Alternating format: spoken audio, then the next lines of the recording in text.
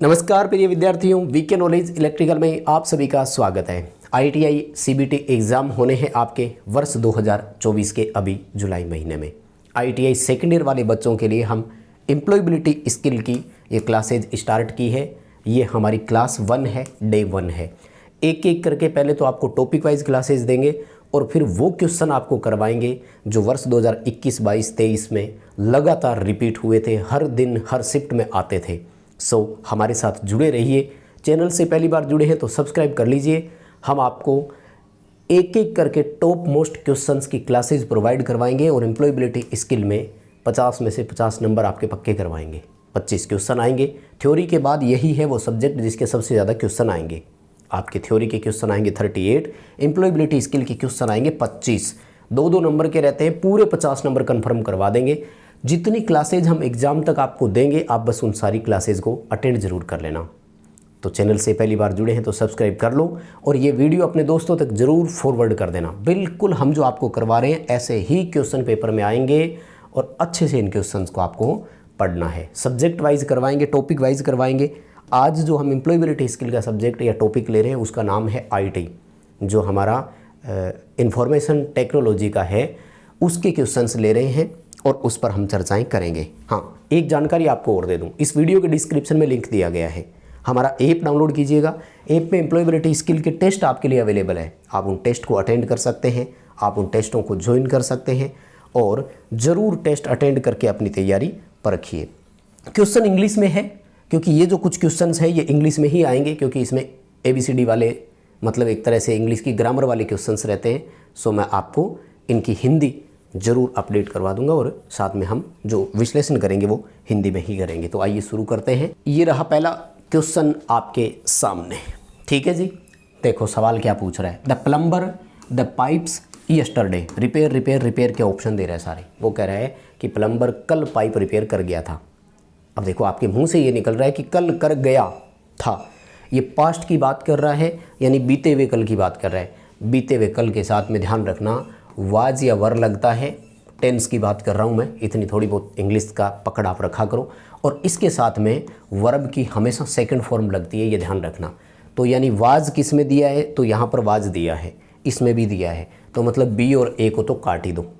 उसके बाद में देखो यहाँ वर्ब की फर्स्ट फॉर्म दी, इसलिए ये नहीं हो सकता, तो डी ऑप्शन होगा। वाज रिपेयर्ड आपको यहाँ पर उत्तर करना है। इंपॉर्टेंट क्वेश्चन है, पढ़ लेना। ये वो क्वेश्चन है जो पिछले साल और उससे पहले भी एग्ज़ामों में बार बार आया है। तो बहुत ही इंपॉर्टेंट क्वेश्चन मैं इसे कहूँगा, यानी इंपॉर्टेंट क्वेश्चन की कैटेगरी में ही हम इसे रखेंगे। हाँ, इस वीडियो को अभी तक आपने लाइक नहीं किया तो प्लीज़ लाइक ज़रूर कीजिएगा। बहुत मेहनत से कंटेंट तैयार होता है और आपके लिए चीज़ें लेकर आए। हाँ, दोस्तों के साथ शेयर भी करेंगे। ये 2 काम आपको हमारे लिए करने हैं। आइए सेकंड सवाल पर क्या पूछ रहे हैं। There instructions to maintain neighbourhoods well. ये कह रहा है कि वहाँ पर, देर का मतलब वहाँ पर, इंस्ट्रक्शंस यानी कुछ निर्देश होते हैं जिनका आपको पालन करना होता है। मेंटेन नेबरहुड वेल यानी अपने पड़ोस को, आस पड़ोस को अच्छा बनाए रखने के लिए आपको उनको करना होता है। तो देखो सिंपल सी बात है, यहाँ पर एस लग गया, बहुवचन है और एग्जिस्ट करते हैं निर्देश हमेशा, कि आपको भाई कॉलोनी के अपने टर्म एंड कंडीशन होते हैं, उनकी बात कर रहा है ये, जहां आप रहते हैं। तो ये हमेशा प्रेजेंट में रहते हैं, तो इज एम आर आएगा। बहुवचन है इसलिए आर आ जाएगा। तो देखो ये ए काट दो और डी ऑप्शन काट दो, ये तो नहीं हो सकते इनके लिए। उसके बाद में जो होता है ना, इसमें तो ध्यान रखिएगा, टू भी लिख देते हैं ना तो उसके बाद में हमेशा सेकंड फॉर्म ही आती है, ठीक है ना। Will be added, to be added, तो इस तरह की चीज़ें जब आती है तो सेकंड फॉर्म के साथ आता है। सी ऑप्शन हो जाएगा। यानी वहाँ पर जो आपका लाइन बनेगा वो ये बनेगा कि there are instructions to be followed to maintain neighbourhoods well. C option आएगा। हाँ, ऑप्शन देखो चेंज हो सकते हैं, आगे पीछे हो सकते हैं, लेकिन क्वेश्चन नहीं बदलेंगे। माय डियर, विश्वास कीजिए, एग्ज़ाम में आपको हूबहू ये क्वेश्चन देखने को मिल सकते हैं। अच्छे से इन क्वेश्चंस को आप कवर अप जरूर कर लेना। जो भी क्वेश्चंस आपको बताए जाए उन क्वेश्चंस को छोड़ना नहीं है। आइए अगले सवाल पर। It is a locality one need not fear. Locality का मतलब होता है रहना या एक क्षेत्र या अपना एरिया बोल दो। One need not fear, fear का मतलब होता है डरना, यानी यहाँ किसी को भी डरने की ज़रूरत नहीं है। तो सीधी सी बात है, सेफ एरिया है, यानी it is a safe locality. ये मतलब सुरक्षित जगह है और यहाँ किसी को डरने की ज़रूरत नहीं है, तो यहाँ पर सेफ़ आ जाएगा। ठीक है, सेफ बी ऑप्शन में है, लेकिन एग्ज़ाम में चेंज हो सकता है। ऑप्शन को रटे नहीं मार के जानी है, ये थोड़ा सा आपको ध्यान रखना है। क्वेश्चन को पढ़िएगा लेकिन उसके साथ साथ उसके ऑप्शन को भी पूरा अच्छे से पढ़िएगा ताकि आप उत्तर कवर अप कर सकें। ठीक है, देखिए अगले सवाल को। देखो क्या क्वेश्चन पूछा जा रहा है अपन से। गार्डनिंग, रीडिंग, कलेक्टिंग स्टाम्प्स और singing some examples of hobbies, यानी हॉबीज़ के ये कुछ उदाहरण है, जैसे गार्डनिंग करना, रीडिंग यानी मतलब पढ़ाई करना, पढ़ना कुछ भी, कलेक्टिंग स्टाम्प्स पेपर को इकट्ठे करना। तो देखो ये एग्जाम्पल्स है, तो एग्जिस्ट कर रहा है कोई भी चीज़, ये भी चीज़ प्रेजेंट्स के अकॉर्डिंग होती है, सो इसमें भी आपका आर आ जाएगा। देखो एक वचन तो है नहीं, इसलिए इज़ और वाज तो नहीं आएगा। वर्ब तब यूज करते कि ऐसा हुआ था, और ये तो कह रहे हैं हैबिट है, और ये क्वेश्चंस पेपरों में आए हुए हैं, मैं आपको बता रहा हूँ, इसलिए इन क्वेश्चंस को छोड़ना नहीं है, एक एक करके आपको पढ़ना है। हूबहू ये क्वेश्चंस पेपरों में आए हुए हैं। वर्ष 2021, 22, 23 लगातार हम सीबीटी एग्ज़ाम को फॉलो कर रहे हैं, इस तरह के क्वेश्चंस हमने देखे हैं। मैं आपको इनके क्वेश्चन पेपर है वो करवाऊंगा, ओरिजिनल क्वेश्चन पेपर है, लास्ट में वो भी करवाएंगे पूरा आपका 75 क्वेश्चनों का एक सेट। सवाल देखो, हाउ आर यू, वो पूछ रहा है कि हाय कैसे हो, व्हाट्सअप क्या चल रहा है। ठीक है, दीज आर एग्जाम्पल्स ऑफ। देखो ये नॉर्मल बातचीत होती है, कोई ज़रूरी नहीं होता कि आप इस तरह की बातें करें। दरअसल हमारे पास दो ऑप्शन आएंगे, फॉर्मल कम्युनिकेशन और इनफॉर्मल कम्युनिकेशन। इसे हिंदी में बोलते हैं औपचारिक, ये मैं लिखवा दूं क्योंकि ज़रूरी है। इस फॉर्मल इनफॉर्मल में से दो क्वेश्चन ज़रूर आएंगे, मैं आपको बता रहा हूँ। औपचारिक और अनौपचारिक दो तरह के आपके इसके कम्युनिकेशन के क्वेश्चंस आएंगे, कन्फर्म है। ये नॉर्मल है, आप किसी से मिल रहे हो और क्या हालचाल है, तो ये चीज़ें इनफॉर्मल कम्युनिकेशन में आती है, ये ध्यान रखना है। ठीक है ना, पोलाइट मतलब निवेदन वाला तो है नहीं, नन का कर नहीं सकते। औपचारिक होता है, ऑफिस में आप जा रहे हो, बॉस से आप कोई डिस्कशन कर रहे हो, या आप ड्यूटी जा रहे हो और आप अपने हायर अथॉरिटीज़ के साथ वो आपको कुछ इंस्ट्रक्शन दे रहे हैं या कोई काम बता रहे हैं, ये चीज़ें फॉर्मल होती है। आप ITI में जा रहे हैं, इंस्ट्रक्टर सर जो भी है वो आपको वहाँ पर पढ़ा रहे हैं या कुछ बात बता रहे हैं, वो फॉर्मल कहलाती है। तो ये नॉर्मल है, एक दूसरे से आप बात कर रहे हो, तो ये इनफॉर्मल है। हाँ, इसमें भी अगर ये आ जाता ना किसी से नमस्ते करना, अभिवादन करना, गुड मॉर्निंग, गुड इवनिंग, तो वो फॉर्मल में ही आता है, ये ध्यान रखना, क्योंकि वो ज़रूरी चीज़ है कि भाई आप किसी से मिलो तो नमस्ते करो, ये हमें कहा जाता है। ठीक है, तो वो फॉर्मल कहलाएगा, लेकिन ये इनफॉर्मल है, अरे क्या हाल है, कैसे है, ये तो नॉर्मल वाली चीज़ हो गई, ये फॉर्मल में नहीं है। हाँ वैसे कहते हैं कि मिले तो हालचाल पूछ लिया करो, पर वो फॉर्मल नहीं है। अगले सवाल पर, while addressing your boss you should be, यानी अब कह रहे हैं कि जब आपका बॉस आपको संबोधित कर रहा हो, एड्रेसिंग का मतलब होता है संबोधित करना, यानी आपको कुछ बता रहे हैं, वो आप ऑफिस पहुंच गए, आपको कुछ जानकारियां दे रहे हैं, तो आपको क्या है, तो देखो ये फॉर्मल कहलाएगा। अभी एग्जांपल मैंने दे ही दिया था, बॉस आपको कुछ भी बता रहे हैं, वो सब का सब औपचारिक कम्युनिकेशन है, औपचारिक संचार है, ये ध्यान रखना, पेपर में आ सकता है सवाल। ठीक है ना, और इस तरह की चीज़ें ITI में आपको इंस्ट्रक्टर जो भी दे रहे हैं वो भी औपचारिक में ही आएगा। अभिवादन आप किसी को कर रहे हो, यानी जाते ही कह रहे हो गुड मॉर्निंग बॉस, तो ये भी औपचारिक में ही आएगा। ठीक है, औपचारिक और अनौपचारिक में थोड़ा सा डिफरेंस होता है, जब साथ साथ आप पढ़ेंगे, अंतर करेंगे चीज़ों में ना, तो इजीली समझ जाएंगे, कोई प्रॉब्लम नहीं आएगी। आ जाओ अगले सवाल पर, कर रहे हो ना साथ साथ उत्तर, कोशिश करो कि आप क्वेश्चन का आंसर पहले खुद करके देखो ताकि पता लग जाए। हालांकि टेस्ट सीरीज़ आपके लिए अवेलेबल है, तो आप टेस्ट अटेंड जरूर करो, तैयारी का पता लग जाए, और उन टेस्टों में से ही क्वेश्चन आपके पेपर में आएंगे, तो टेस्ट सीरीज़ तो आपको ज्वाइन करनी है। सवाल देखो, a town is than a village but than a city. Town को हिंदी में बोलते हैं कस्बा, विलेज को गांव बोलते हैं और सिटी को शहर, यानी वो कस्बे की तुलना करवा रहा है कि कस्बा जो है वो गांव और शहर से कैसे डिफरेंट होता है। ठीक है, तो कस्बा जो होता है ना वो गांव से तो बड़ा होता है, लेकिन सिटी भी प्रॉपर नहीं होती, वो शहर से छोटा होता है।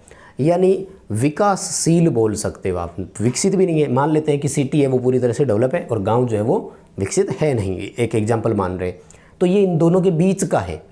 तो पहले किसका पूछ रहा है, विलेज का पूछ रहा है ना, तो विलेज से तो बड़ा होता है, बड़े को बोलेंगे लार्जर। अब देखो यहाँ पर ना लार्जर का ऑप्शन ही एक ही दिया है, तो आपके लिए तो ऑप्शन ही हो गया। लार्ज शुरुआत ही देखो इसमें स्मॉल, स्मॉलर, स्मॉलर 2 कर दिया, तो ये तो आपके लिए ऑप्शन वाली बात हो गई। और सिटी से क्या होता है, छोटा होता है, स्मॉलर, तो बड़ा और छोटा। भाई जैसे भी आप याद रख सको, क्वेश्चन आपको याद रखना है। ये वो क्वेश्चन है जो एग्ज़ाम में आएगा, बहुत बार आया है, पिछली बार भी आया, क्योंकि आपके देखो जो सीबीटी एग्ज़ाम होते हैं ना, वो ऐसे तो है नहीं कि केवल एक ही शिफ्ट होती है, 5-7 दिन तो पेपर चलते हैं और उसमें भी 2-2, 3-3 शिफ्ट होती है, 3 शिफ्ट लगभग औसत होती है आपके एग्ज़ाम की। सवाल देखो, singular form of devices, devices का एक वचन करना है। सिंगुलर का मतलब होता है एक वचन, और ये डिवाइसेज जो लिखा है ये होता है बहुवचन। तो क्या करेंगे, डिवाइस की स्पेलिंग लिख देंगे माय डियर। जनरली क्या होता है कि एस या ई एस लगा होता है, अब यहाँ बच्चे कंफ्यूज होकर के ई एस को ना काट दें, ये गड़बड़ होती है। लेकिन इन्होंने क्या किया, ई एस कटा हुआ, आपको कोई ऑप्शन ही नहीं दिया, इसलिए घबराने की ज़रूरत नहीं है, डी ऑप्शन हो जाएगा, डिवाइस। डिवाइस को हिंदी में क्या बोलते हो आप लोग, युक्ति। वो कोई बात नहीं, युक्ति को और परिभाषा नहीं पूछ रहा आपसे, एक वचन बहुवचन पूछ रहा है, तो आपको एक वचन बहुवचन को याद रखना है, ठीक है। क्वेश्चन अच्छे हैं, पढ़ लेना, कमेंट करके ज़रूर बताना कि आपका आज अगर ये होता पेपर के रूप में इतने क्वेश्चन, तो इनमें से आपके कितने सही हो जाते, गिनिएगा ज़रूर। और हाँ, लाइक तो आपने अभी तक किया ही नहीं है, दबाइए दबाइए लाइक वाला बटन ज़रूर दबाइए। देखो क्या पूछ रहा है, a good help to create a good first impression. अच्छा पहली बार, इम्प्रेशन का मतलब होता है प्रभाव पड़ना या प्रभाव जमाना, यानी अगर आप अच्छी तरह से बताएंगे तो आपका पहला इम्प्रेशन बहुत अच्छी तरह से बनेगा। क्या, सेल्फ इंट्रोडक्शन, यानी खुद का परिचय आप अगर बहुत अच्छे से देंगे तो ये आपका अच्छे से एक प्रभाव वहाँ पर स्थापित कर सकता है, ठीक है। फैमिली से नहीं होता, फ्रेंड से नहीं होता। और ये डी ऑप्शन में सेल्फ इंट्रोडक्शन नहीं था, ये नन अबोव था, ये गलती से टाइप हो गया, कोई बात नहीं, ठीक है। इनमें से कोई नहीं वाला है ये, सी ऑप्शन आएगा, सेल्फ इंट्रोडक्शन। बहुत अच्छा क्वेश्चन है ये, वर्ष 2023 में तो बहुत रिपीट हुआ था, ठीक है ना, पढ़ लेना इसे। देखो आपके मोस्टली 5 टॉपिक है, तो 5-5 क्वेश्चन हर टॉपिक से आएंगे। आज जो बता रहा हूँ इसमें से 5 क्वेश्चन पेपर में देखने को आपको मिलेंगे, तो फिर छोड़ तो नहीं सकते ना इस टॉपिक को, कवर अप कीजिए मेरे साथ। आइए अगले सवाल पर। There is a big play ground, वहाँ पर एक बहुत बड़ा खेल मैदान है। आवर हाउस, मेरे घर के पास में। देखो ऑन का मतलब होता है ऊपर, तो घर के ऊपर तो नहीं हो सकता ना, कोई चीज़ टेबल के ऊपर रखी होती है ना, वहाँ ऑन लगता है। इन का मतलब होता है अंदर, जैसे इन दी हाउस, घर के अंदर, नियर आ जाएगा। ओवर अगर चीज़ लगे ना तो ये होती है जैसे ब्रिज वगैरह हो गए ना, ब्रिज सड़क के ऊपर होता है, तो ऑन वाला ऊपर नहीं आ सकता, वो क्रॉस ओवर होता है, इसलिए ओवर दी रोड आएगा। ब्रिज ओवर दी रोड आता है, ठीक है ना, इसमें ऑन मत कर देना ब्रिज वाले में। हाँ, कोई वस्तु किसी चीज़ के ऊपर रखी हुई हो ना, उस पर ऑन आता है। अभी क्या उत्तर करोगे, इस क्वेश्चन का आंसर सी है, near. There is a big play ground near our house, मेरे घर के पास एक बड़ा प्लेग्राउंड है। ये क्वेश्चन इंग्लिश में ही आएंगे, इनका बहुत कम चांस है कि हिंदी में आए। हाँ, जो हिंदी में आएंगे वो मैं हिंदी में भी बताऊंगा और हिंदी में लेकर भी आऊँगा। ये हमारा है ही अंग्रेजी साक्षरता के नाम से, आईटी लिटरेसी के नाम से है, तो इसको पढ़ना हमें ज़रूरी हो जाता है। सवाल देखो अगला, for your turn do not the officials at the venue asking for your turn. क्या कह रहे हैं, वो कह रहा है कि योर टर्न, अपनी बारी का इंतज़ार करो भाई। इंतज़ार करना मतलब क्या हो गया, वेट करो। और डू नॉट यानी परेशान मत करो, डिस्टर्ब मत करो, किनको, अधिकारियों को। एट द वेन्यू, बार बार उस जगह पर जाकर, आस्किंग फॉर योर टर्न, अपनी बारी के बारे में पूछने के लिए। वो कह रहा है कि मेरी बारी कब आएगी, मेरी बारी कब आएगी, जाकर के बार बार अफसरों से ये मत पूछो, अपनी बारी का इंतज़ार करो। तो पहले शुरुआत किससे होगी, वेट से। वेट फॉर योर टर्न, अब देखो वेट का ऑप्शन ही क्या है, एक ही ऑप्शन है, मिल गया उत्तर। फिर भी पूरा लिखो, wait for your turn, do not trouble the officials at the venue, यानी उस जगह पर जाकर उन्हें समस्या में मत डालिए। हालांकि ट्रबल की जगह अगर इसमें डिस्टर्ब लिख देते तब भी हो जाता कि उनको बार बार डिस्टर्ब मत करो, वो अपना काम कर रहे हैं, उनको करने दो। ठीक है, सी उत्तर आएगा। शुरुआत होगी वेट से। हमारे लिए अच्छी खास बात क्या है, वेट से शुरू होने वाला एक ही ऑप्शन है, तो याद रह ही जाएगा। आगे वाले में क्यों कंफ्यूज हो रहे हो? ठीक है, याद रह जाएगी ना, बताओ। चलो फिर अगले सवाल की तरफ बढ़ते हैं। क्वेश्चन देखो क्या कह रहा है, there a coffee shop the park. ये बहुत अच्छा है, वर्ष 2021 में बहुत बार आया, 22 में आया है, 23 में भी आया, 24 में भी पक्का आएगा। तो ये है वो क्वेश्चन जिसे आपको अच्छी तरह से याद करना है। देखो ए लिख दिया मतलब एक है तो इज आएगा, आर तो नहीं आएगा, काट दो। अब रही बात ये वाली आगे, तो ये जो दा वगैरह कोई स्पेशल चीज़ आ जाती है जिसमें दा लिखा हुआ ना, तो उससे पहले शब्दों के आगे टू लगा हुआ होना ज़रूरी है। बी ऑप्शन आएगा, there is a coffee shop next to the park, यानी अगले पार्क के पास एक कॉफ़ी की दुकान है। क्या ऑप्शन करोगे? बी ऑप्शन, इज और नेक्स्ट टू आपके ऑप्शंस में रहेंगे। क्वेश्चन समझ में तो आ रहे हैं ना? हमें कैसे पता लगेगा समझ में आया कि नहीं? हमें कैसे पता लगेगा कि हम अगली क्लास को पूरी तरह से और मोटिवेटेड होकर आपके लिए लेकर आएँ? नंबर ऑफ़ लाइक से। आप इन क्लास को लाइक करोगे, हम ये देखेंगे कि इतने बच्चे थे जिनको जमकर क्लास पसंद आई, सो उनके लिए क्लास फिर लेकर जाते हैं, पॉइंट टू पॉइंट चीज़ें देंगे। हाँ, चैनल सब्सक्राइब किए बिना मत देखिएगा, क्लास आपको शो ही नहीं होगी। आइए अगले सवाल पर। When you borrow a screwdriver from a trainee you should say. एक ट्रेनी यानी प्रशिक्षु से आपको स्क्रू ड्राइवर यानी पेचकस उधार लेना है, आप इसके लिए क्या कहेंगे? देखो मांग रहे हो तो इसने तो लिखा नहीं, दरअसल दो चीज़ें होती हैं, या तो शुरुआत किया करो मे से, मे आई हैव, ये पोलाइट कहलाता है, या फिर पहले प्लीज़ लगा दो, कोई बात नहीं। हालांकि प्लीज़ लास्ट में बोला जाता है, may I have a screwdriver please, या may I have your screwdriver please, लेकिन प्लीज़ अगर पहले लगाओ तो भी कोई बात नहीं। अगर ये नहीं है तो फिर भी देखो आप उसको मतलब ऑर्डर नहीं दे सकते, आपको उससे सजेशन करना होता है, इसके लिए होता है सवाल पूछने के जैसा। तो आपका इंटरोगेटिव क्वेश्चंस होना चाहिए वहाँ पर। Can you give me your screw driver, क्या आप मुझे अपना पेचकस दे सकते हैं? मतलब सामने वाले पे डिपेंड है कि भाई तेरी मर्जी है तो दे दे, ठीक है। Can you give me your screwdriver, interrogative sign वाला होता है, मतलब सामने वाले से पूछा ही जाता है, वो येस और नो करेगा फिर आपको देगा वो, तो पहचान हो जाएगी, कोई प्रॉब्लम नहीं है। मैं बता दूं इन क्वेश्चनों की हिंदी नहीं आएगी, ये ऐसे ही पढ़ने हैं आपको, और पेपरों में आए हुए क्वेश्चंस है, मैं आपको एग्जांपल भी बता दूंगा। सवाल देखो, fill in the blanks with correct past tense of the verb, यानी वर्ब की आपको पास्ट टेंस मतलब बीते हुए के हिसाब से बतानी है। तो आई ए मूवी यस्टरडे, फिर से आ गया यस्टरडे, तो यस्टरडे में क्या लगाओगे? वाज वर्ब तो लगाना ही है, और उसके साथ में आपको क्या लगाना है? वर्ब की सेकंड फॉर्म। अब देखो वाज और वो तो दिया नहीं, एम आ नहीं सकता, वर्ब की फर्स्ट फॉर्म आ नहीं सकता, तो केवल वाच्ड आएगा, ठीक है। आई वाच्ड ए मूवी यस्टरडे, कल मैंने एक मूवी देखी, ठीक है। तो इसमें ओनली वाच्ड आएगा, क्योंकि विल वाच मैं देखूंगा, ये तो फ्यूचर की बात कर रहा है। एम वाचिंग ये प्रेजेंट की बात कर रहा है, और वाच अकेला हो नहीं सकता, ठीक है।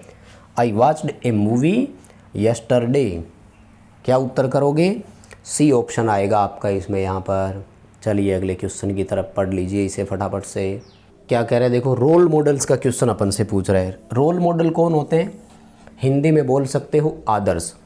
Inspire people to follow them, यानी जो भी आदर्श व्यक्ति होते हैं वो हमें उनको अनुसरण करने के लिए इंस्पायर यानी प्रेरित करते हैं। आल्दो दे हैव, लेकिन या फिर भी कि उनमें होता है क्या? उनमें वीकनेस यानी कमज़ोरियाँ कुछ न कुछ तो उनकी भी होती है।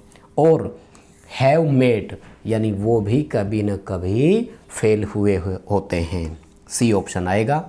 यानी जितने भी रोल मॉडल्स होते हैं उनमें भी वीकनेस तो होती ही है, लेकिन इनकी वीकनेस को हम इग्नोर कर देते हैं और इनकी जो स्ट्रेंथ होती है उस स्ट्रेंथ को हम नोटिस करते हैं और ये भी कभी न कभी फेल हुए होते हैं। ऐसा नहीं है कि हर जगह सक्सेस हो, है ना।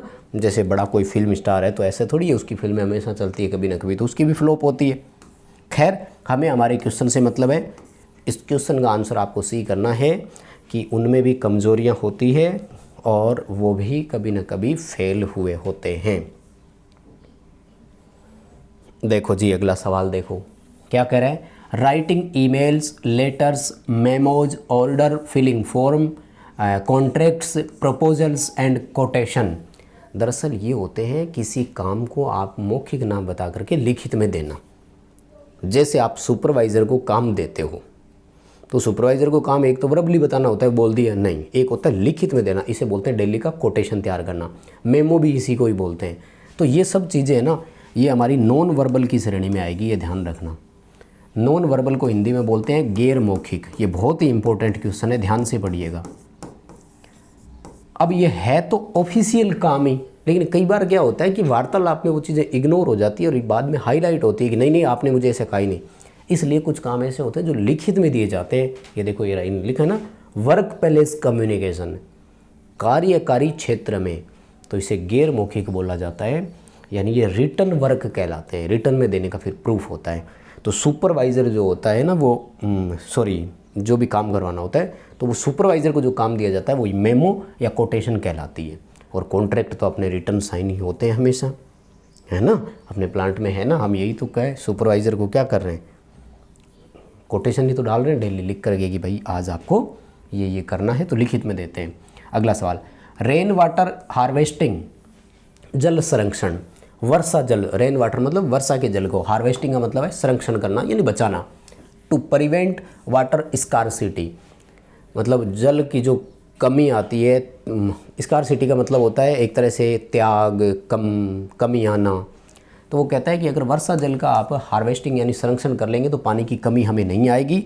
तो वो हमें क्या करेगा, वाटर स्कार्सिटी से बचाएगा, हेल्प्स करेगा, हमारी मदद करेगा। हेल्प एक वचन नहीं करना है क्योंकि काफ़ी अच्छी आदमी मदद होती है, इसलिए हेल्प्स उत्तर में आपको करना है। डी ऑप्शन आएगा यहाँ पर। समझ पा रहे हैं? क्वेश्चन अच्छा है, आ सकता है पेपर में, कवर अप जरूर कीजिएगा। सवाल देखो, आइडेंटिफाई द अपोजिट। ये दो लिखे हुए हैं, एक ऐसे लिखा हुआ है क्लीन और इनटू लिख दिया, और दूसरा लिखा हुआ है हेल्दी, और इनका उल्टा लिखवा रहा है आपसे, है ना, HEALTHY। देखो, क्लीन का होता है डर्टी यानी साफ का होता है गंदा, और हेल्दी का होता है अनहेल्दी। तो ये रहा डर्टी और अनहेल्दी, ठीक है, डर्टी और अनहेल्दी। हेल्दी का मतलब होता है स्वस्थ और अनहेल्दी का मतलब होता है अस्वस्थ। अच्छा है क्वेश्चन, ज़रूर कवर अप कीजिएगा और मैं आपको बताऊंगा और वो कौन से है क्वेश्चन जो आपको एग्ज़ाम में देखने को मिलेंगे। बस आपको लास्ट तक पूरा देखना है, इस टॉपिक को छोड़ना नहीं है। लेकिन क्वेश्चन रिपीट नहीं करवाएंगे आपको, बाद में जितने भी इंपॉर्टेंट क्वेश्चन हैं आगे से आगे क्लास ऐसे ही बढ़ेगी। When you meet the instructor inside और outside at the ITI it is. आप अपने अनुदेशक से ITI के अंदर मिलो या ITI के बाहर मिलो, ये क्या कहलाएगा, याद रखिएगा, हमेशा औपचारिक होता है। ये ऑलवेज फॉर्मल होगा क्योंकि आपका गुरु शिष्य का ही नाता है, कोई दोस्ती वाला नाता नहीं है, ठीक है ना। तो आपको उनको नमस्ते सर या गुड इवनिंग सर या गुड मॉर्निंग सर ही कहना होगा, इसलिए ये औपचारिक ही है, हमेशा फॉर्मल कहलाएगा। अगले क्वेश्चन की तरफ देखो, can tell about the strength of neighbourhood, मतलब पड़ोस की वो बताइए, स्ट्रेंथ यानी मजबूती बताइए। तो सिंपल सी बात है, कैन यू टेल मी, ये लो, सिंपल सी बात है। तो यू और मी आएगा, ये रहा डी ऑप्शन में। कैन यू टेल मी, क्या आप मुझे पड़ोस की कुछ स्ट्रेंथ बता सकते हैं, क्या उसकी मतलब, है ना जी। ये है माय डियर क्वेश्चन जो बहुत बार आया था। सेम ये उस तरह से ही आएगा जैसे वो पाइप रिपेयर वाला आया था।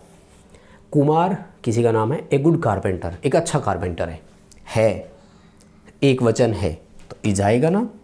आर तो आ नहीं सकता, कैन वैसे नहीं आएगा, बी वैसे नहीं आएगा, तो डी ऑप्शन आएगा। Kumar is a good carpenter. ठीक है, आप पढ़ रहे होंगे साथ साथ, अच्छे से इनको नोटिस कर रहे होंगे क्वेश्चंस को। सेम क्वेश्चन आपको दिख जाए तो सेम आंसर आपको करने हैं, बिल्कुल पेपरों में मिलेंगे। सवाल देखो, we books from a library. हम लाइब्रेरी से बुक क्या करते हैं, पढ़ने के लिए लाते हैं, वापस दे देते हैं। किसी से चीज़ मांग कर लाए और उसे वापस देना क्या कहलाता है, उधार देना, बोरो। बोरो को हिंदी में क्या बोलते हैं, उधार देना। ठीक है, सी ऑप्शन हो जाएगा। करवा देंगे, ये पहला चैप्टर ही आपका ऐसा है जो इंग्लिश के जैसा है, बाकी हिंदी में भी होंगे, तो मैं आपको अगले क्वेश्चंस हिंदी में ही कराऊंगा, चिंता मत करना। ये क्लास 1 है हमारी, आगे और भी होनी है। A maintained neighbourhood is a environment to live in. Well maintain, नाम से ही पता लग रहा है, अच्छी तरह से व्यवहारिक या बनाया हुआ एनवायरनमेंट, यानी अच्छा, वैसे अच्छा होता है। तो वेल और गुड इसमें आपका ऑप्शन सही रहेगा। वेल मेंटेन यानी बहुत अच्छी तरह से आपने किया, तो ये आपके व्यवहार के लिए सही रहेगा और एक अच्छा वातावरण वहाँ पर आपको तैयार होगा अपने पड़ोस में। मतलब सीधी सी बात है कि पड़ोस में आपको अच्छी बना करके रखनी होती है, ये कहना चाह रहे हैं। उससे क्या होगा, रहना आसान हो जाता है भाई। ठीक है, देखो अगला सवाल देखो क्या करे। The ITI principal called Manoj. ITI principal ने मनोज को बुलाया। The principal asked to show hall ticket for the CTS examination. Principal sir ने मनोज को बुलाया और उसे कहा कि आप अपना एडमिट कार्ड दिखाइए। तो क्या होगा, हिम यानी उसे बुलाया और हिज यानी उसका एडमिट कार्ड देखने के लिए बोला। मनोज को बुलाया, ही, हिज, हिम, जान गए ना फॉर्म, तो ही, हिज और हिम। ठीक है, उसे बुलाया और उसका एडमिट कार्ड दिखाने के लिए कहा। ए ऑप्शन आएगा, हिम और हिज। ठीक है श्रीमान, अच्छे क्वेश्चन है, कवर अप जरूर कीजिएगा और मुझे लगता है बहुत अच्छे तरीके से आप कवर कर भी जाएंगे। सवाल देखो, spoken communication is not only but also. बोलने जाने की चीज़ें, तो देखो सीधी सी बात है, बोलना भी है और साथ में एक्सप्रेशन भी करना है, जैसे हम कर रहे हैं, बताते हैं कोई चीज़ को, तो एक्सप्रेशन से भी चीज़ जल्दी समझ में आती है। ठीक है, तो स्पोकन कम्युनिकेशन यानी जो बोले जाने वाले संचार होते हैं वो not only verbal but also known verbal, यानी केवल मौखिक नहीं, वो गैर मौखिक भी होते हैं। और जैसे हम हाथ से बताते हैं, चेहरे से बताते हैं कि वाह, अरे वाह, यह, तो ये चीज़ें एक्सप्रेशंस जो होते हैं वो भी साथ में आते हैं। तो ए ऑप्शन होगा, वर्बल और नॉन वर्बल। ठीक है, आगे देखो, role models people to follow them. Role models में क्या होते हैं, तो वो इंस्पायर करते हैं यानी प्रेरित करते हैं लोगों को कि वो उन्हें फॉलो करें, उनकी आदतों को अपनाएं, अच्छे काम जैसे वो कर रहे हैं वैसे वो भी करें। How affective the CTS training has been, this sentence is. देखो भाई सीधी सी बात है, अगर हाउ से शुरुआत हो गई पहले ही और उसके बाद में ये वाला साइन लग गया ना, तो इसे हम एक्सक्लेमेटरी साइन बोलते हैं। और फिर ही अगर इस चिन्ह है कि जिस बच्चे को पकड़ है, पहचान है, उसका उत्तर ही वैसे ही हो गया, एक्सक्लेमेटरी है, मतलब आश्चर्यजनक वाली चीज़ है, जिज्ञासा वाली है, क्यूरियोसिटी वाला सवाल है। ठीक है जी, देखो अगला सवाल, writing a leave letter is part of communication.